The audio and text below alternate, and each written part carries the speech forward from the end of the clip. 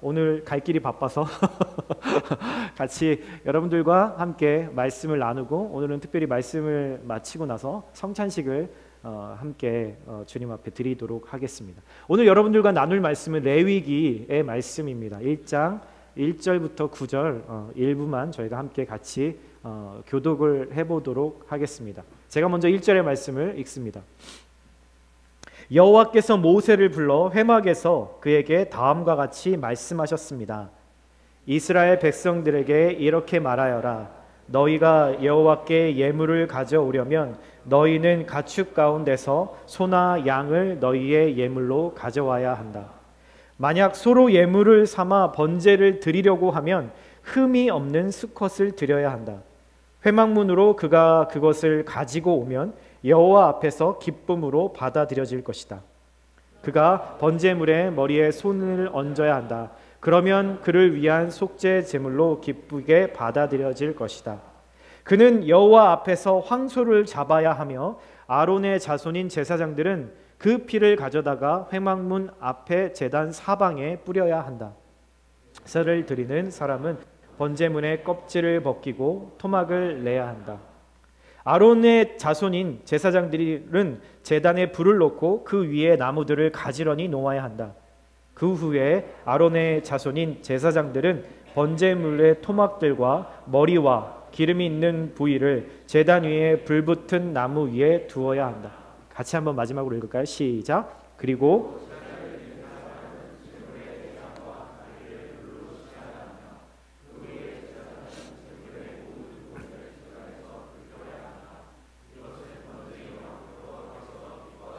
향기로운 화제다. 아멘. 아멘. 네, 오늘의 말씀의 제 주제는 사실 거룩이 우리의 행복입니다라는 제목입니다. 오늘과 다음 주는 레위기라고 하는 구약 성경의 세 번째 성경인 레위기 말씀을 함께 두 번에 걸쳐서 중요한 부분들을 함께 나누어 보려고 해요. 지난 주일 여러분 뭐에 대해서 이야기했는지 혹시 기억나세요? 예, 출애굽기의 가장 블랙홀 성막에 대해서, 이동식 성전이라고 불리우는 성막에 관한 이야기를 우리가 함께 나누었어요. 여러분 기억나시죠? 예. 근데 많은 분들이 이 출애굽기 다음에 있는 레위기를 읽으면서는 되게 많은 좌절들을 경험합니다. 어떤 분들이 이런 얘기를 하시죠. 잠이 안 오면, 밤에 잠이 안 오면 레위기를 읽어라 라는 그런 명언 아닌 명언을 하신 분들이 계시는데, 어제 2-3시간밖에 못 잔 우리 청년들이 걱정이 되는 거죠. 저는 그래서 상당히 기도를 마음으로 많이 하고 있습니다. 여러분, 왜 레위기의 말씀이 특별히 성경 전체에서 가장 좀 어렵게 다가오냐면 이유는 하나입니다. 거기에 나오는 많은 단어들이 지금은 내 삶에 전혀 쓰지 않고 있는 단어들, 개념들이기 때문일 거예요. 그래서 도대체 뭐라는 말이야? 라는 생각을 하는 거죠. 오늘 1절부터 9절까지 읽으셨지만 많은 분들이 막 그 중에 나오는 단어들이 되게 익숙하지 않을까요? 뭐 회막이라든가 번제라든가 뭐 이런 것들이 이해가 되지 않는 단어들이죠. 우리가 일상에서 쓰지 않거든요. 하나님이 만약에 이런 레위기 같은 성경을 쓰지 않고 만약에 직장에서 어떻게 하면 갈등 없이 임원의 자리까지 올라갈 수 있을지 이런 걸 쓰셨다면, 혹은 뭐 내 자존감을 높여서 두려움을 이겨낼 수 있는, 극복할 수 있는 그런 법들을 쓰셨다면 아마 훨씬 유용하고 실제적인 것이다 라고 생각하시는 분도 있을 거예요. 그런데 여러분, 우리가 성경을 읽으면서 잊지 말아야 할 것이 있습니다. 하나님을 내 생각과 판단에 끼워 맞추면 안 된다라는 거예요. 지난 주말에 우리 청년들 리트릿을 하면서 2번에 걸쳐서 말씀을 나눴는데, 사실 오늘 이 말씀이 그 시리즈의 마지막입니다. 제가 계획한 건 아닌데 정말 말씀을 묵상하면서 정말 이게 결론의 말씀이구나 라는 것을 확신하게 되었어요.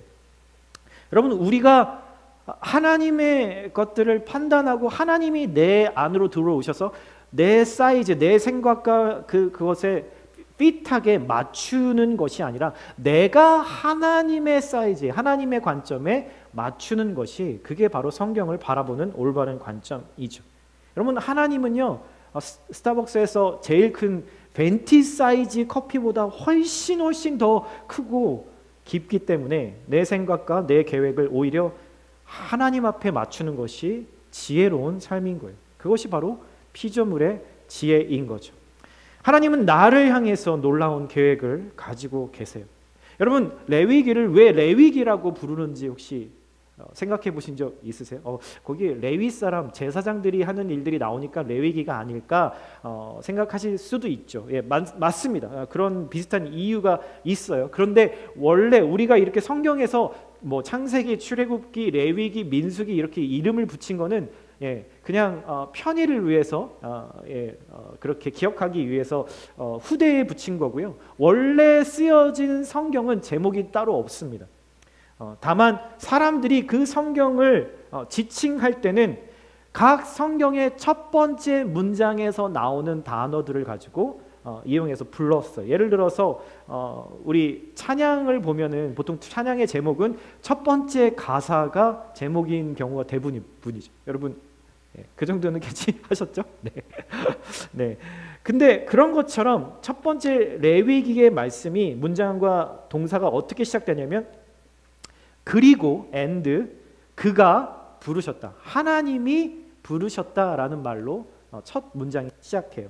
히브리어로 와이크라라고 하는 말로 쓰여지는데 여기서 그는 하나님을 말씀하시는 거고 누구를 부르셨을까요?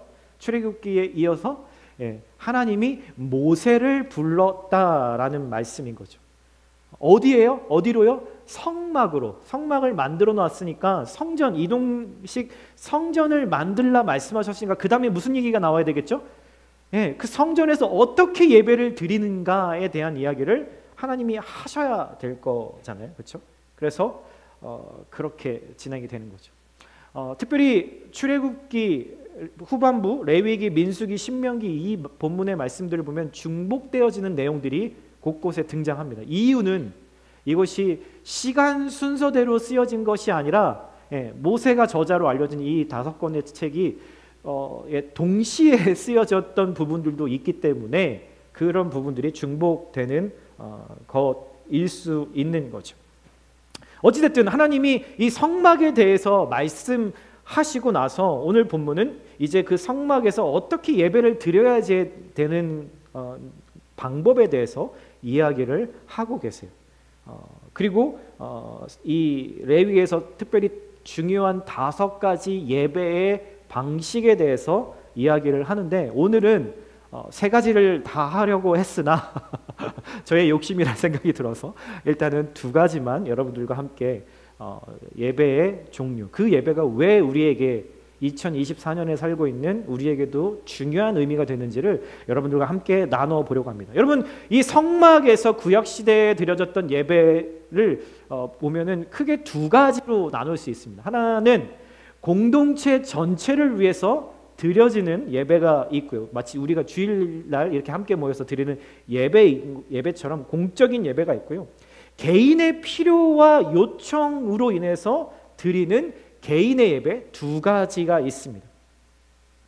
공동체를 위해서는 어떻게 드리냐면요, 제사장들이 매일 아침마다 예물을 드리는 예배를 드리고요, 매 주일마다 또 드리고요, 매 달마다 절기마다 예배를 드리죠.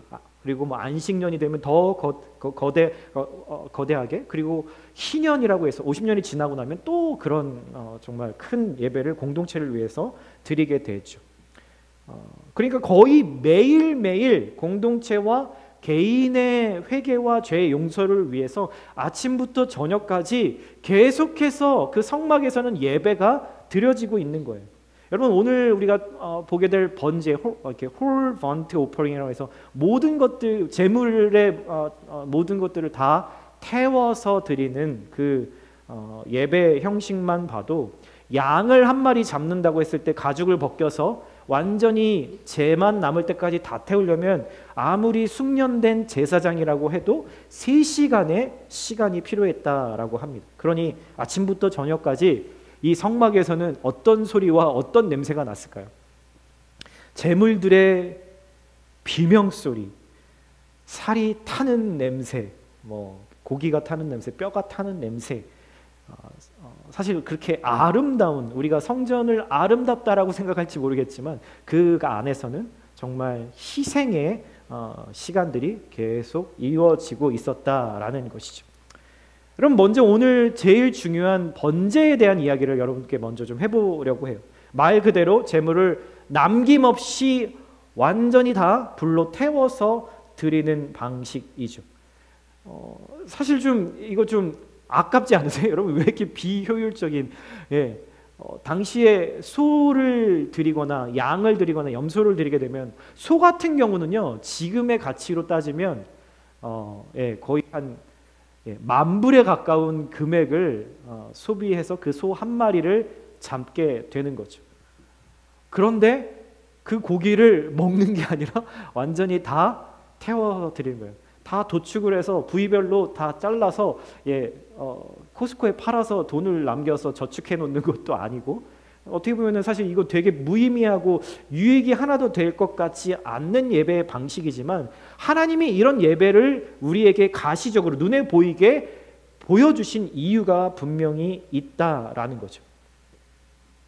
여러분 예배에서 하나님께 예배자는 마음의 중심을 드립니다. 우리의 마음의 중심을 드리죠.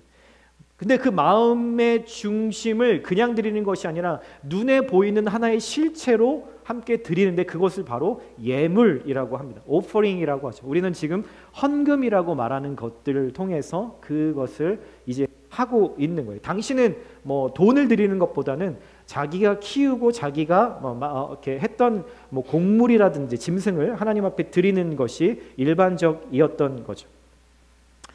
어쨌든 이 예물이라는 것은 두 가지 의미가 있습니다. 첫 번째는 하나님이 나에게 주신 것들, 그 모든 것들 중에 감사한 마음으로 하나님께 일부를 다시 돌려드린다라는 의미가 있어요.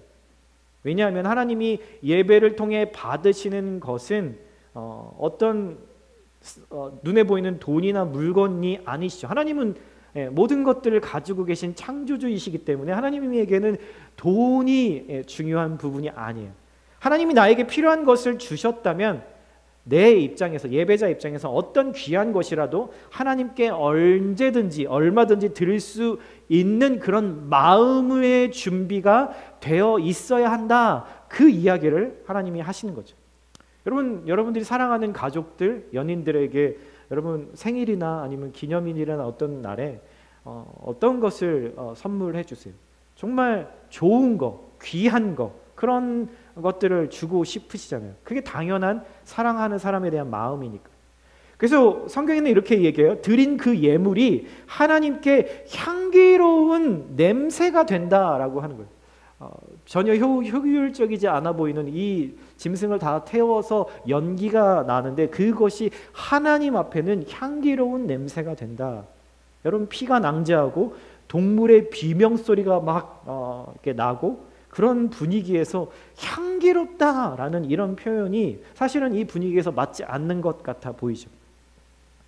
하나님이 이렇게 하시는 이유는 제물을 드리는 자의 마음을 받으신다라는 의미인 거예요. 하나님이 잔인한 분이셔도 아니고 하나님이 동물의 생명을 하찮게 여기시는 분이셔서도 아니에요. 이유는 단 한 가지죠. 모든 예배의 궁극적인 목적은 죄인의 거룩함을 회복하기 위함이기 때문입니다. 여러분 이것을 기억하셔야 돼요. 오늘 제목처럼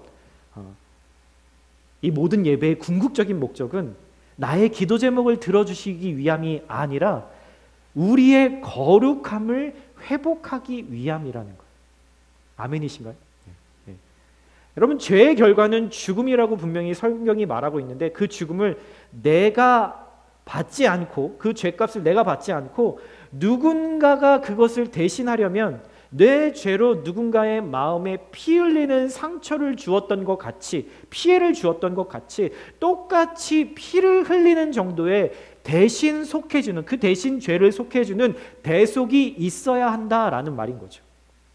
그래서 이 예물의 두 번째 의미는 결국 이 구약의 제사는 예수님을 떠올리게 만드는 미리 하나님이 만들어 놓은 시나리오라는 것입니다. 예수님이 내 죄를 위해서 죽으신 그 희생제물이시다. 그리고 우리에게는 완전한 그 희생 제물이 필요하다라는 것을 사람들의 마음에 궁금하게 만들고 상기시키려고 이러한 제사의 예배의 방법을 우리에게 주신 거죠. 구약 시대에 주신 거죠. 그렇다면 여러분, 구약 시대에 하나님을 믿는 사람이 죄를 지었을 때 어떻게 해야 할까요? 여러분, 지금은 어떻게 하죠? 우리는 주님 앞에 어디서든 진심으로 회개하고 우리의 삶을 돌이키려고 애를 쓰면서 또 주님 앞에 도우심을 구하면서 기도하면 되지만, 그 당시에는 모든 사람들 안에 성령님, 하나님의 영이 있지 않았기 때문에 이들에게는 성전에만 가서 하나님 앞에 죄를 회개하고 하나님을 예배할 수밖에 없었던 거죠. 계산을 해보면 죄인의 죄는 얼마나 많이 죄를 짓게 될까요? 월요일 날은 짓고 화요일 날은 안 짓고 수요일 날은 짓고 이렇게 번갈아 가면서 격일로 죄를 짓나요? 그렇지 않죠. 그러면 죄를 지을 때마다 제물을 드려서 회개를 해야 되는데, 우리 같은 죄인의 회개는 끝도 없고 정말 끝이 없죠. 그리고 이것이 끝이 없기 때문에 완전할 수도 없다라는 것을 지금 예배를 드리고 있는, 제물을 드리고 있는 이 사람들의 마음에 가르쳐 주고 계신 거예요. 그래서 궁극적인 희생 제물, 단번에 하나님 앞에 드려진 그 희생 제물, 영원토록 내 죄를 완벽하게 사해 주실 그 예수님이 필요하다라는 것을 간절히 원하게 되는 것이죠. 번제의 제물이 되는 짐승은 바로 내 죄를 사해 주시고 지금도 용서해 주시고 영원토록 사해 주실 바로 그 예수님이라는 것을 하나님은 이 번제 그리고 제사를 통해서 우리에게 말씀해 주시고 싶으신 것. 아멘인가요? 네. 자, 이 제사가 어떻게 진행되지를 우리가 한번 머릿속에 한번 상상해 봤으면 좋겠어요. 죄인은 성막문, 저 성막문 앞에서 선별해서 가져온 흠없는 제물을 제사장 앞에다 가지고 옵니다. 그러면 제물의 머리에 이 죄인이 제물의 머리에 손을 얹고 안수를 해요. 왜 기도를 하냐면 자신의 죄를 이 제물에게 전가시키는 거예요. 딜리버리 하는 거예요. 그러면서 솔직하게 기도하겠죠. 이 제물을 번제로 드리겠다고 온 사람은 어떤 사람이었을까요? 자신이 지은 죄 때문에 여기에 나오기까지 죄책감에 시달렸을 거예요. 일이 손에 제대로 잡히지도 않았을 거죠. 죄를 미워하시는 하나님을 정말 두려워하는 마음도 가지고 있었을 거예요. 아무 생각 없이 제물을 가지고 예배를 드리겠다고 나오지는 않았을 거란 말이에요. 몇 날 며칠 내 죄가 뭔지, 그 죄가 어디서부터 시작되었는지, 드러나는 죄뿐만이 아니라 내 마음속으로부터 시작된 그 죄가 허락한 마음, 그리고 죄와 하나 된 내 삶을 깊이 되돌아보게 됐을 거예요. 그리고 이제 성막에 들어와서 제사장 앞에서 제물에 손을 얹고 마음으로 그렇게 기도하는 거죠. 하나님, 저 이런 죄들을 지었습니다. 제가 주변에 있는 여인을 보며 음란한 마음을 가졌었고요. 제 욕심 때문에 사람들을 시기했고요. 나를 비난하는 그 사람들을 향해서 비난과 비판을 쏟아냈고요. 내 아내와 자녀들을 내 기준으로 판단하고 상처 줬습니다. 그리고 내가 가지고 있는 것들 중에서 드러내고 싶은 것들을 사람들 앞에서 은근히 뽐내며 자랑했습니다.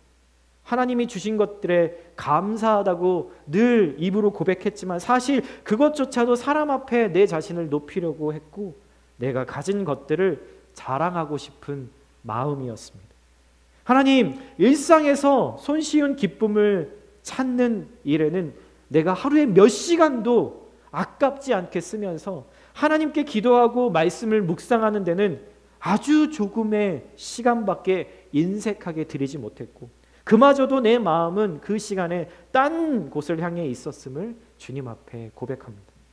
하나님을 제 삶의 집에 모셔놓고는 내가 만든 일들 때문에 바쁘다는 핑계로 하나님을 늘 홀로 두고 외롭게 했습니다. 이렇게 하나님의 마음을 아프게 살면서 하나님에 대해서 별로 신경도 쓰지 않았습니다. 그렇게 살았더니 이제 제 마음과 삶이 너무 공허합니다. 모든 것이 부족하지는 않지만 진짜 만족이 제게 없습니다.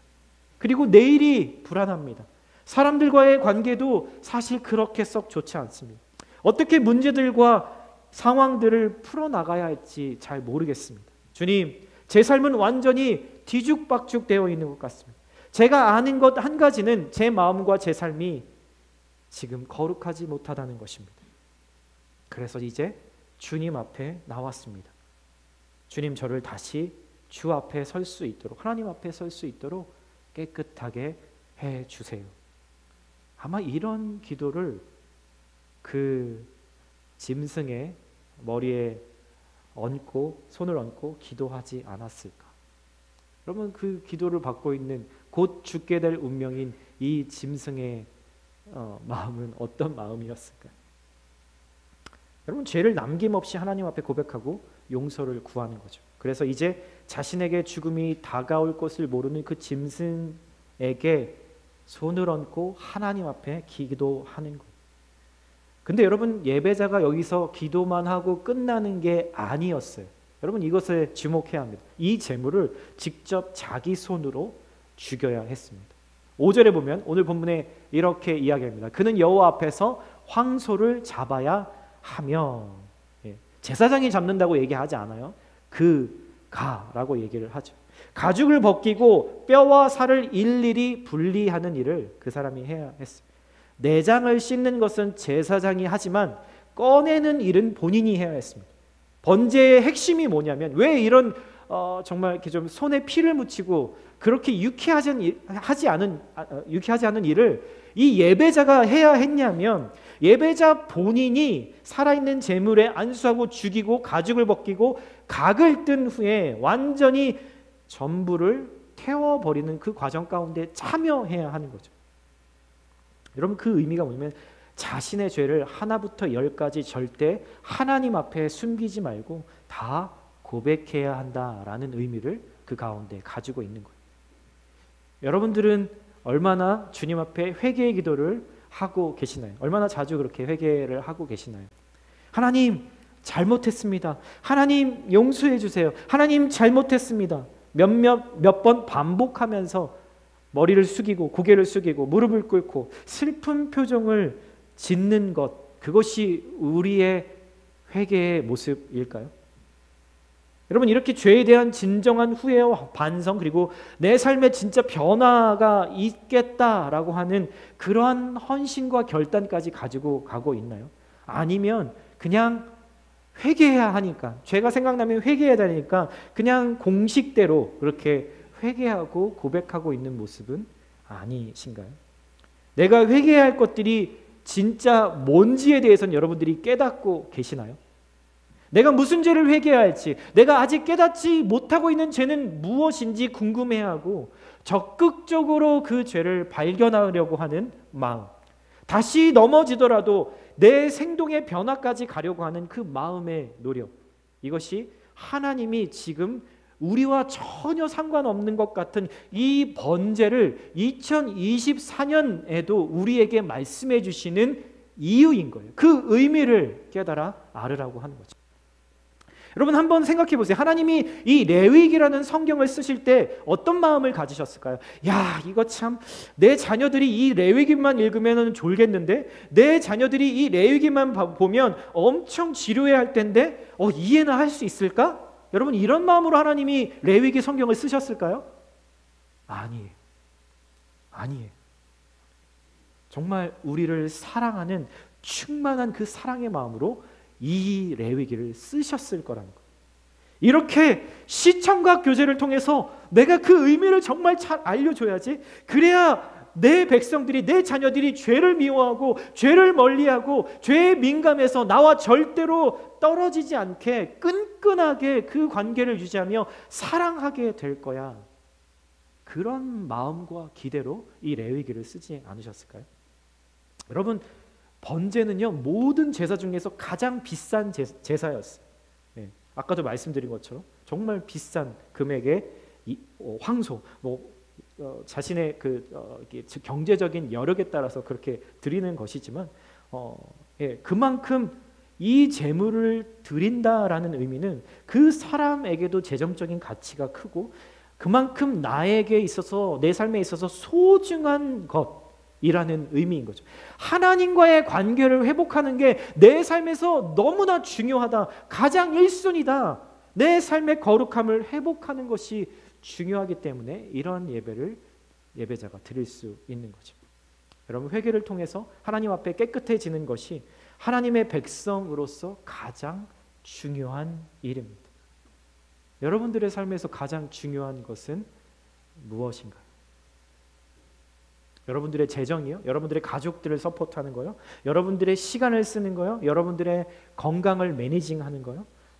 여러분, 그렇다면 여러분들의 거룩함을 지키기 위해서, 하나님과의 그 관계의 거룩함을 유지하기 위해서 여러분들은 얼마나 여러분들의 삶에 귀한 것들을 쓰고 계시나요? 여러분, 거룩은 어려운 말이 아니에요. 여러분, 거룩은 쉬워요. 내 삶에서 하나님을 1순위에 두는 거, 그게 바로 거룩입니다. 시간이든 건강이든 돈이든 내 계획이든 꿈이든 비전이든 소중하게 여기는 그것들이라도 내 삶의 1순위가 될 수는 없다라는 것이 거룩인 거예요. 이것이 하나님이 나를 향한 뜻이에요. 우리는 하나님이 나를 향한 뜻이 무엇인가 라는 것을 생각할 때 내가 어떻게 되는 것이라고 생각하지만, 어떤 직업을 갖는 것, 어떤 상태가 되는 것이라고 얘기할지 모르겠지만, 여러분, 그렇지 않습니다. 우리는 문제가 생겼을 때 내게 해결할 수 없는 문제라 판단될 때 그때 하나님을 찾는 경향이 있죠. 그렇게 하나님을 찾아서 이 문제를 해결해 주시든 개선해 주기를 요청하죠. 그러나 자다가 봉창 두드리는 같은 말을 제가 여러분들에게 하는 건지 모르겠지만, 하나님은 먼저 문제를 해결해 주시는 분이 아니라는 사실을 여러분 꼭 기억하셔야 돼요. 여러분, 이 영적인 원리는 진리입니다. 반드시 기억하셨으면 좋겠어요. 하나님은 먼저 내 문제를 해결해 주시는 분이 아니세요. 그것보다 먼저 하나님은 하나님의 나에 대한 관심은 늘 내가 어떤 상황, 어떤 문제를 가지고 있든 제일 1순위로 나에게 관심이 있으신 것은 내가 거룩한 삶을 살기를 원하시는 거라는 거죠. 그래야 우리가 하나님과 딱 붙어서 하나님으로부터 오는 그 사랑과 은혜의 양분을 먹을 수 있으니까요. 하나님의 나를 향한 최대의 관심은 나의 거룩이고 언제나 그 거룩이 먼저예요. 지금 여러분들에게 문제가 있어요. 답답함이 있어요. 하나님께 그 문제를 해결해 달라고 간절히 기도할 수 있죠. 기도할 수 있어요. 그렇지만 여러분 잘 한번 생각해 보세요. 그렇게 기도할 때마다 하나님이 먼저 나를 이끄시는 방법은 다른 것이 아니라 내 삶을 먼저 거룩하게 하고 내 삶에서 주님 앞에 회개해야 될 것이 무엇인지, 다시 고쳐서 돌이켜야 될 것이 무엇인지를 먼저 가르쳐 주시는 분이라는 거죠. 아니요, 하나님, 그게 아니라요.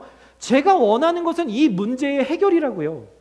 여러분, 이제 깨달으셔야 돼요. 하나님과 나의 바른 관계가 모든 내 상황과 문제의 해결의 근본이라는 것을. 여러분, 두 번째 오늘 마지막으로 함께 살펴보기를 원하는 예배의 방법은 화목제라고 하는 것입니다. 핵심만 잠깐 간단하게 이야기해 드릴게요. 하나님과 나 사이의 화목과 평화의 교제를 위한 목적으로 드리는 예배이죠. 이때도 번제와 비슷하게 소나 양이나 염소 등을 태워서 드려요. 그런데 중요한 것은 제물을 태우기는 하지만 이 짐승의 전부가 아니라 기름 부위만 태우고 고기는 함께 먹는다는 거예요. 누구랑 먹냐면요, 예물을 드리는 예배자와 그 다음에 제사장들과 또 다른 이웃과 자신의 가족들과 함께 먹는다라는 거죠. 여러분, 한자로 식구라고 하는 말의 의미를 아시죠? 함께 먹는 사람이 가족이다라는 의미인 거예요. 당시에 함께 식탁에서 먹는다는 의미는 지금 우리가 생각하는 것보다 훨씬 중요한 의미를 가졌습니다. 이 사람과는 반드시 약속, 언약을 지키는 관계라는 것을 많은 사람들에게 가르쳐주고 표현하는 방법이었어요. 그래서 여러분, 우리가 오늘도 성찬식을 하겠지만 하나님을 예배할 때 우리가 함께 그분의 피와 그분의 살을 먹는 것이 바로 가족임을, 그리고 하나님의 약속이 나에게 여전히 유효하다라는 것을 우리가 확인하는 그런 시간인 거죠. 오늘 17장 15절에 이런 말씀이 있어요. 한번 우리 마지막이니까 한번 같이 한번 읽어보도록 하겠습니다. 시작. 그 감사의 표시로 드려진 화목제물의 고기는 아침까지 남기면 안 된다. 그러나 예물이 맹세를 일으키거나 자원에서 드리는 제물이라면 희생 제물을 드리는 날에 먹을 것이며 나머지는 다음 날 먹어야 한다. 3일째 되는 날까지 남은 고기는 불태워야 한다. 재미있는 말이 있어요. 여러분, 이틀 안에 소 한 마리를 다 드실 수 있는 분. 오, 예, 네. 그냥 든 거지, 생각 없이. 어제 저녁에 청년 리트릿에서 그 삼겹살 바베큐를 했는데 정말 많이 먹긴 하더라고요. 그렇지만 여러분 마이어에 가거나 코스트코에 가면은 그 고기를 다 합쳐야 아마 한 마리 정도의 그 고기에서 나오는, 그 짐승에 나오는 그런 거일 거예요. 도대체 왜 당일날 먹던지 어쨌든 그렇지 않더라도 3일째 되는 날에는 고기를 다 불태워야 된다. 그러니까 이틀 안에 그 고기를 다 먹어야 되는 거예요. 여러분, 그러려면은 계산적으로 어떻게 방법이 나올까요? 다른 사람들을 불러서 함께 먹어야 되는 거죠. 남은 가족들을 부르고 친척들을 또 부르겠죠. 여러분, 그 다음엔 또 누구를 부를까요? 내 이웃들, 주변에 있는 친구들을 부르겠죠. 그것도 모자르면 어떻게 될까요? 네. 내가 저 사람한테는 물 한 그릇도 주고 싶은 마음이 없어라고 생각하는 그 사람에게까지도 초청을 해서 이 화목제물이라고 하는, 화목을 위해서 드리는 이 예배에 동참하게 하는 거죠. 여러분, 하나님께 드리는 예배는요, 하나님과 나와의 화목만을 말하지 않아요. 하나님과의 화목은 반드시 다른 사람들, 특별히 내 삶에서 삐뚤어진 관계들, 그리고 소원해진 관계들, 내가 힘들어하는 관계들, 나를 험담하는 형제 자매들까지도 화목하게 만드시려고 하는 것이 바로 하나님의 이 예배의 의도, 빅픽처라고 하는 거죠. 하나님이 나를 거룩하게 하세요. 그 거룩이 내 삶의 가장 관심사라고 말씀드렸어요. 그 이유는 여러분, 나를 통해서 내 주변의 다른 사람들에게도 하나님의 거룩이 전염되기 위함이라는 거예요. 여러분, 죄가 전염되는 것처럼 거룩도 전염됩니다. 죄의 회개와 돌이킴으로 하나님과의 관계가 회복된 그 한 사람을 통해서 그가 속한 공동체, 가정이든 교회든 직장이든 함께 모두가 거룩해지는 것을 하나님은 이 예배를 만드실 때부터 의도하셨다라는 거죠. 여러분, 거룩은 혼자 지켜나갈 수 없습니다. 여러분들의 믿지 않는 자녀, 여러분들의 삐뚤어지고 있는 것 같은 그 자녀들을 위해서 여러분 기도하고 있다면, 여러분 주변에 있는 여러분들의 청년들, 자녀 나이의 사람들을 위해서 기도하고 섬기고 말씀으로 훈육하고 가르쳐야 해요. 여러분, 이 일은 혼자서 할 수 없는 일이기 때문에 내 자녀도, 어딘가에 있는 그 멀리 떨어져 있는 그 자녀도 마찬가지라고 하는 것입니다. 그래서 하나님이 이렇게 말씀하시죠.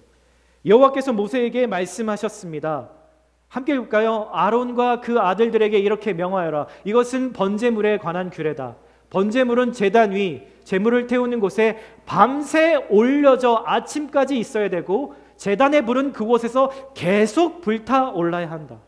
24시간 365일 그 제물을 드리는, 희생 제물을 드리는, 회개를 드리는 그 제단은, 내 불은 결코 꺼질 수 없다라고 하나님이 아론과 그 자녀들에게, 모세에게 몇 번이나 강조해서 말씀하시는 것을 성경을 통해 보게 되는 거죠. 하나님은 언제나 우리의 죄를 태워서 용서하실 수 있도록 준비를 하고 계세요. 동시에 하나님이 나를 향한 거룩한 그 열망도 활활 항상 타오르고 있다라는 것을 우리에게 보여주고 있는 거죠. 그리고 그 하나님의 사랑을 향해 불을 보면서, 불타오르는 것을 보면서 나도 하나님을 향해서 내 삶이 거룩해지기를, 그 열망을 불태우기를 하나님이 바라시고 계신다. 그것을 우리에게 이야기하고 싶으신 거예요.